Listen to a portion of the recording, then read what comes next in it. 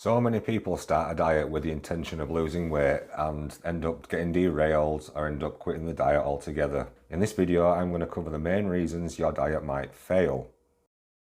Not keeping busy. If you're just sat around thinking about being hungry, then you are going to end up binging on something just to ease your boredom. So you need to keep yourself busy. If you're well into a diet and your hunger pains making you ravenously hungry, then the last thing you need to be doing is sitting around thinking about what foods you want to eat. And that's all you'll be thinking about. If you're bored, sat around not doing anything, you're going to be thinking about food. And that's the last thing you want to do. Because no matter how good your willpower is, you can only go so long obsessing over something before you break. So you need to keep yourself busy, maybe work more, spend more time in the gym, go for walks, which will help you burn more calories, which will help you diet. Just keep yourself busy.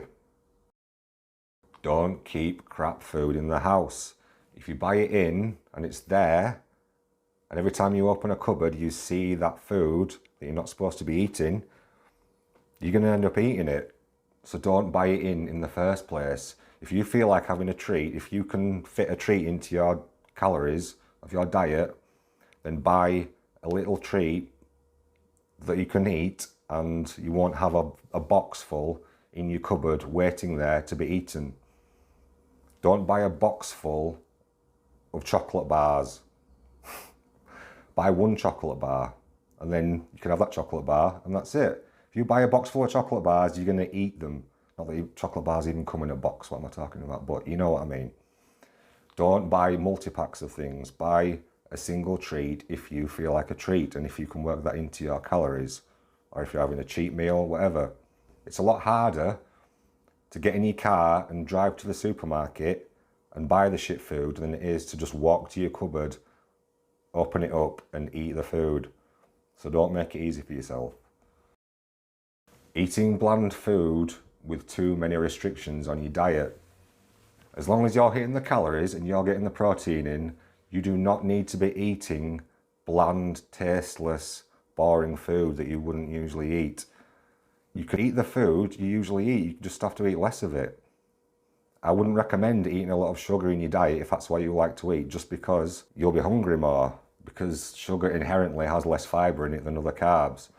So you're going to spend more time in your day hungry because your stomach will be less full of actual food. You can eat sugar, you can eat bad foods,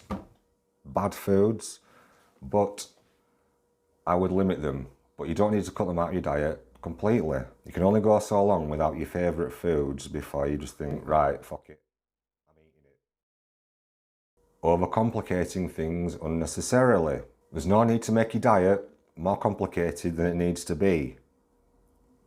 And the more complicated things are, the more likely you are to just say, oh, I can't be arsed with this, and just go back to your normal diet. So you need to make things as simple as possible. Don't count your macros. You don't need to know the ratio of carbs to fat. You don't need to know you got 12 grams of carbs in that meal and 8 grams of fat. It's not going to make any difference in your physique at all. You should track your protein, you should track your calories, and that's all that matters. If you feel like you need more energy, have some more carb-rich meals, but keep the calories within your restrictions. That's all you need to do and you'll reach your goals.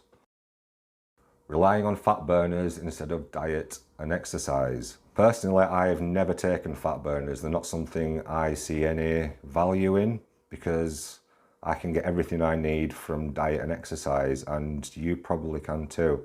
Unless you're prepping for a show, a bodybuilding show, and you have the last few pounds of fat to lose, then you don't need fat burners. And I would recommend not taking them, because as soon as you stop taking them, your metabolism is going to drop because you've been relying on the fat burners to keep your metabolism going. Fat burners do not make up for a poor diet and no exercise. 99% of people can get to their physique goals without a fat burner. They are in no way essential or needed to lose fat.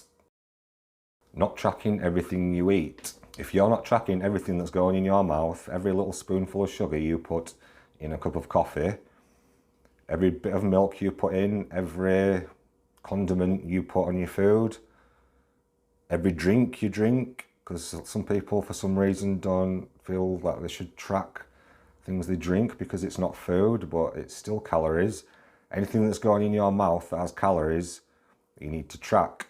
Otherwise, it's going to get out of control and you're going to end up going over your calories, which will mean you might end up not burning any fat. Underestimating portions and calories in the things you're eating. When you're hungry and starving on a diet, subconsciously you're going to want to underestimate the calories and the portion sizes that you're having, because it benefits you. It benefits your body, because your body feels like it's dying from starvation, so it's going to want to trick you into eating more. But you need to keep control of that. Personally, I always overestimate anything I'm eating. So if I'm going to round the calories up or down in something I'm eating, I always round up, just to make sure I'm not going over. Because calories are never accurate. The calories you see on the packet of food is never accurate. So I'd rather overestimate and make sure I reach my goals rather than underestimate and I might not reach my goals. Because that would be the worst thing to me. Spend all that time being on a diet and not reaching my goals. Keeping calories too far under maintenance for too long. The way to succeed on your diet is to do things slow and steady. That's the best way to achieve your goals. It's the way to preserve the most muscle mass, which is what everyone wants. You don't want to end up at the end of your diet with no muscle. You might be shredded, but be a little twig. No one wants that. You need to keep in mind, the lower you have your calories, the more likely you are to binge, the more likely you are to slip up on your diet and just call it a day. You don't want to do that. It's better to lose £1 a week for 10 weeks than to lose £3 a week for 2 weeks and then give up on your diet. And if you keep your calories too low for too long, you're going to end up losing muscle mass. If you lose muscle mass, that means your metabolism is going to slow down and it's just going to make your diet even harder. It means you have to eat less food to get the same amount of fat loss as if you'd kept your muscle. The more muscle mass you keep on your body, the more food you can eat in a diet and still lose fat. So you want to maximize the amount of muscle that you keep on your diet, because muscle mass requires calories just to exist, just to keep it on your body. So if you're losing muscle mass as you're dieting, then your calories are going to have to go down lower and lower and lower as your muscle mass decreases.